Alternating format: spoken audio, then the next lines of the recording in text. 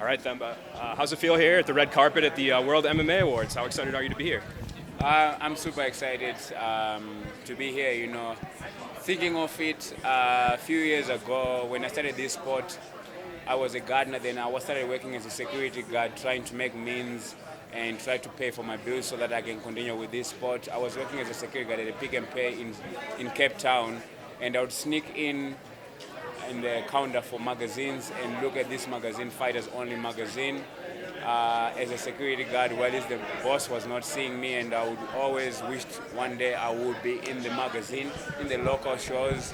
That was in EFC, Fighters Only magazine, EFC back in South Africa, and to just feature in the magazine was a dream for me. Unfortunately, the first feature I had in the magazine was me losing to Ivor Peterson as an amateur. And it was not a good thing, but I was in the magazine, and it was a blessing for me to be there. And from where I come from, to be here right now in Las Vegas, amen, it's a dream come true. And this is God. This is God's work. It's not my work. It's not my doing. I might have worked hard to be in this position, but there's something that are not just you. And you must know it's always the man above. So when you started to go down that MMA path, did people think you were crazy? Like people around you, that, did they really understand what you were going for? Or? My cousins thought I was crazy. My cousins thought in the beginning, because I didn't bring money home because I was an amateur for 3 years as an amateur. Sometimes I would borrow money from them to pay for my rent and to just move by, get by. And they would think that, maybe I have a spirit of being poor, and they didn't understand why was I doing this. And I also the dream was just to become a champion on a local show and one day come here and become a champion in the UFC, which is still the goal, and I believe it's gonna happen. So, yeah, man, like anything in life that is great, you start with people calling you crazy, and when it makes sense, everybody will jump on it. Some will critique, some will get jealousy, but it is what it is. It's life, You obviously had a very successful career before the UFC. Then you get in it. Then you've even blown up further with everything that's gone on with The Rock. How has your life changed since that experience with Dwayne Johnson?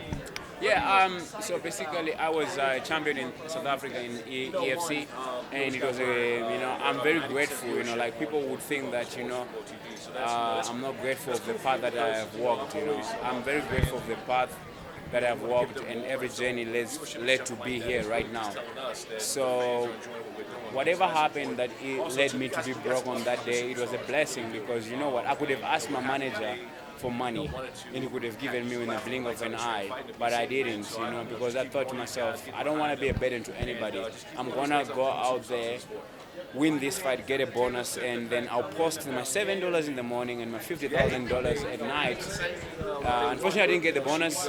I won the fight and I shared my story, because it was still a win for me, and I wanted to inspire people. So yeah, man, that's what it's all about at the end of the day, inspiring people. For me, especially the kids from Africa that come from the same background as I come from, that were orphaned at a very young age, that didn't have rich parents, that didn't have parents, that didn't have the degree, that didn't have anything to go. That is called the norm in Africa, like you have to have a degree, you get a degree and get a job. That's what's called the norm there, and that's what is called success there. And I want to give hope to those kind of kids because we cannot be good at everything. Maybe some are good at fighting, so maybe they'll choose this path because of me.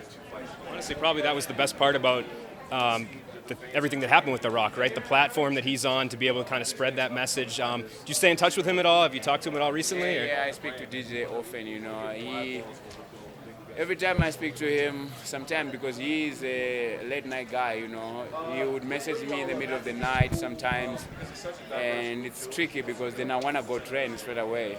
Because the energy that he gives me every time he messages me or call me or whatsoever, I feel very energized because I know that I have to make him proud. He's already proud of what I have done, what I do, but it's that extra energy that he gives me every time he messages me, and the support that he has given me, man. He has given me a head start in the United States of America, which is a great country, and my dream is to give somebody a head start in America from Africa. And until I achieve that, I'm not done. Talked about fighting for EFC in South Africa. Dana White's talked for a while now about the UFC going there. Would you recommend that as the place that they go? Is there another country you feel like would make the most sense? Yeah, man. In terms of infrastructure, South Africa is the best country for UFC to go to. Would I love to fight there? I fought there a lot, man. I fought there a lot, and I would like to fight somewhere else in Africa. My pick, I would like to fight in Rwanda, in Kigali Arena. Maybe one day headline a fight night there, and then eventually, if my country builds an arena, fight in Zimbabwe. Appreciate the time, Themba. Thank you so much, brother. I